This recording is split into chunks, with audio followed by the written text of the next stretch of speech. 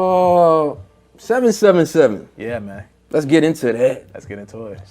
Can you tell us where that came from? Yeah, so you know, the big part of like my story is, you know, the my transition. Like, so like a lot of people know me like D from around the way. Like I was out here moving crazy, you know what I'm saying, moving reckless. And then like it all came to a head in 2009, you know what I'm saying? Not getting too much into it, but like it's a lot of details, right? But it's like what basically happened was 2009, man.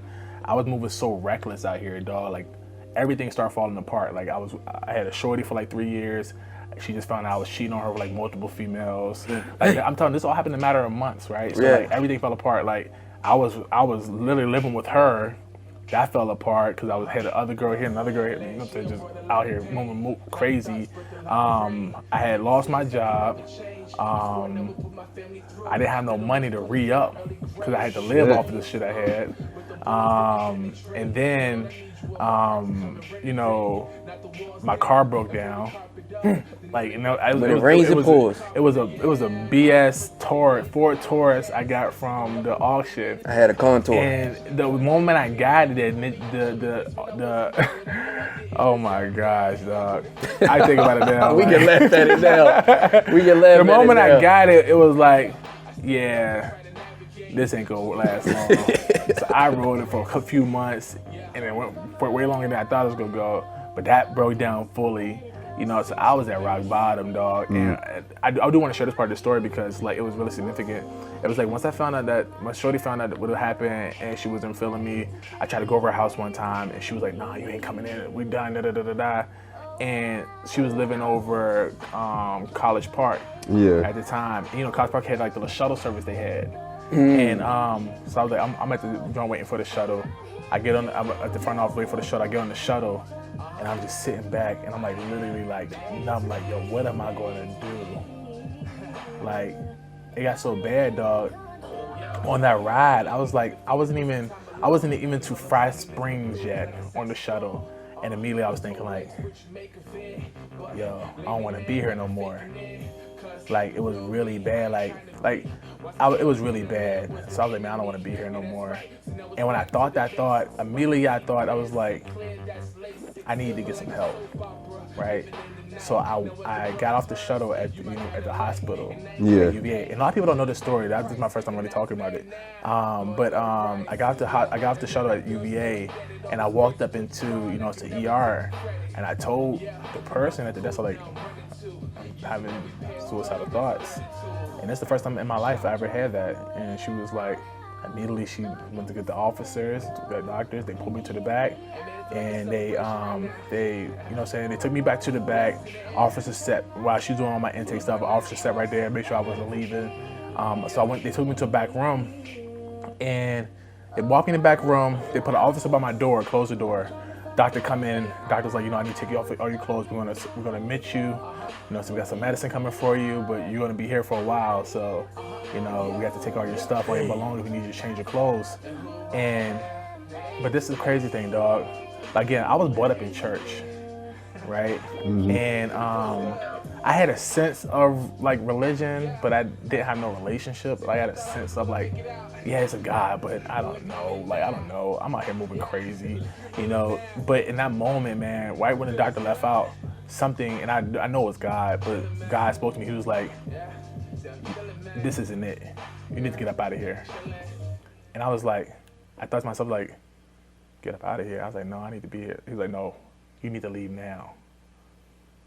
And the thought hit me. It was like, nobody knows. And I know it's God because I wouldn't have thought this, right? I was so in my feelings about everything going on. I had the clarity to think this.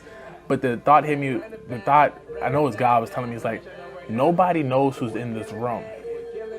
So I'm going to fake like I'm visiting someone in here so that I can throw the scent off of the officer when I open up the door to leave out. And it worked perfect. I walked out, I was like, all right, man, well, you hold your head up, man. So I'm going to be back. And the officer didn't pay me no mind when I walked out. So now we're in the ER, right? So only thing now, I have to get out of the ER without the doctors and nurses who are seeing me. Bro, did you know as soon as I walked, so the door is right here. That's the door, right? And we coming out.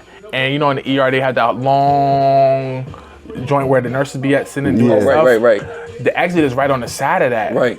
You know, as soon as I'm walking around the curb, I see my nurse, both nurses and the doctor. They're talking to each other, but all of their backs are facing me. He never go. They never saw me. never go. Like they're all talking, holding papers, and all of their backs are facing me. If I didn't move right there, when God told me to move, I would have missed that opportunity. Dog, so they had their backs turned. I walked out. The only person that said something to me was when I got out of there. I walked into the door, and the woman who admitted me at intake, she said, hey. She said, come here. I was like, oh, darn, I'm caught. She said, they know that they let you go? I said, yeah, I just told them I was having a moment, da-da-da-da-da. Like, I lied. She was like, I told them I have a moment, da-da-da. She was like, just stay right here. I'll be right back. The moment she turned, I was like, oh man, I gotta get up out of here. The moment she turned her back, dog, I kid you not, I had no money on me. I was broke as a joke, dog. The moment she turned her back to leave, the free trolley pulled up right in front of the exit right there. I cannot make the story up, dog. The free trolley, and it stopped. I literally turned my head when she turned, and I saw the free trolley pull up. It stopped right here. I didn't even run. I was able to walk out of there and got on the trolley and was gone. Yeah. And let me tell you the crazy thing about all that, right? So the following week, I had to go to the courts because I had to pay child support, right? I had went the whole situation where the guardian of my child made some false accusations about child support. I wasn't, DCSC didn't pick up my case yet. I had to pay through the courts, right? Yeah. They picked up my case because she never told them I was paying her or whatever. And they was like, okay, well, now you have to come here every month on the first Friday of the month to pay. And if you don't pay, you're gonna do 6 months in jail. Right? I'm broke as a dog, but I had to show up. This is April. This is the first, it was like April 6th. The first Friday of the month. I went there, I tried to talk my way out of it. They said, nope, locked up.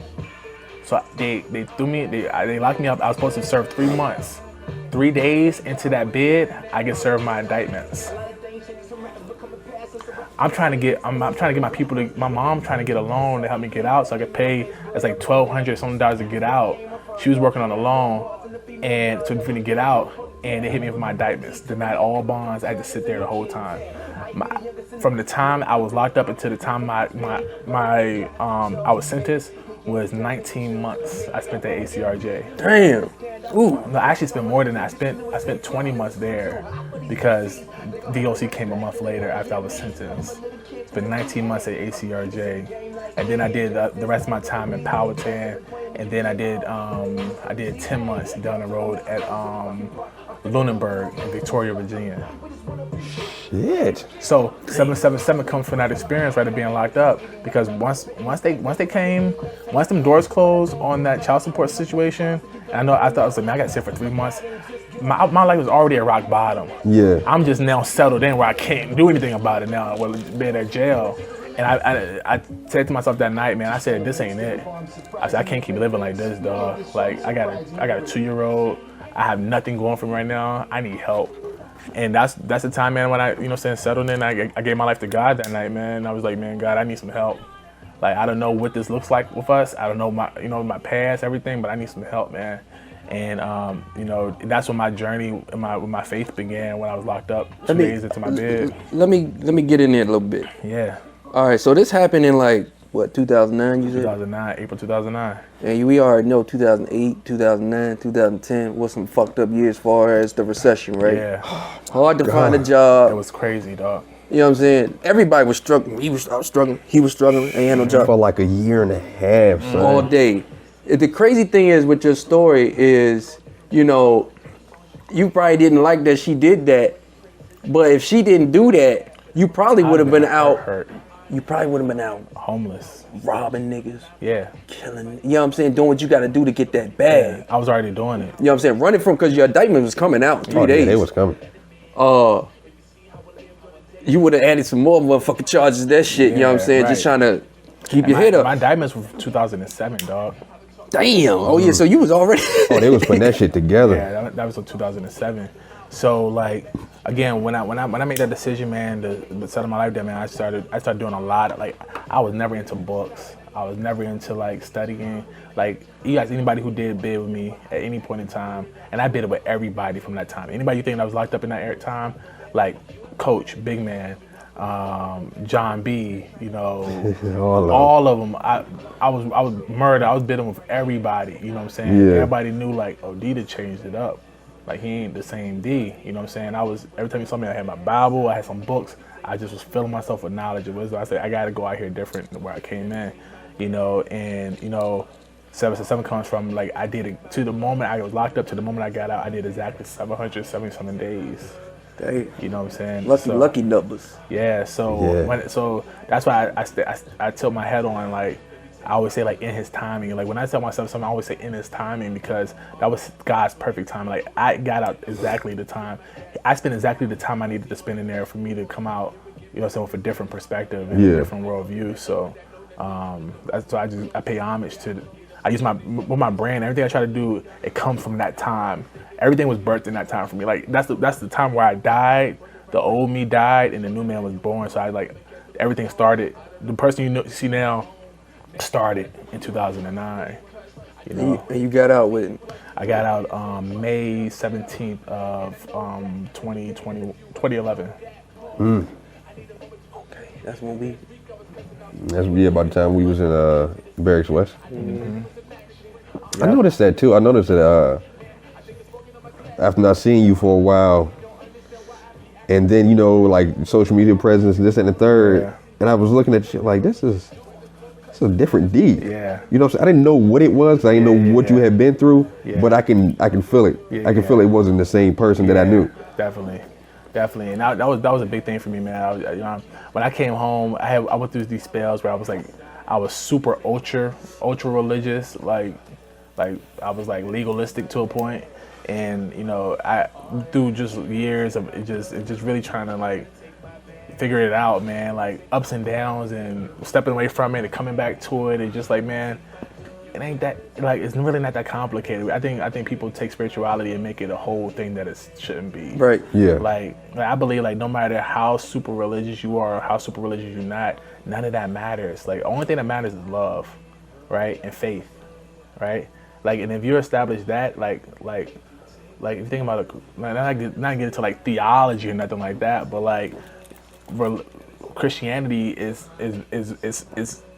founded on faith. You know, like you're believing that God did this thing for you where He like gave His Son, you know, and like that because of that belief you're now saved. So it's like through your belief, you know, and your whole walk is based on faith and maturing in love. You know, and it says like in the scripture like everything is hedged on loving your neighbor as you love yourself. You know what I'm saying? So that's how I just try to live my life, man. Like keep it really simple, be honest, open, transparent. You know, and hopefully, you know what I'm saying, and the stuff that I do, whatever I try to move and how I move, man, people can see it's genuine. I ain't trying to put on nothing, I ain't trying to convince nobody or nothing. I'm just me. That's what's up. You know, and even the song right now is like, take my go my bad, dog. Like, if you celebrate the stuff that you see that's worthy of praise, I guess, it's a lot of BS with me too. You know what I'm saying? So. You can't pick and choose. If you with me, you with me. If you're not, I'm okay with that too. Well said.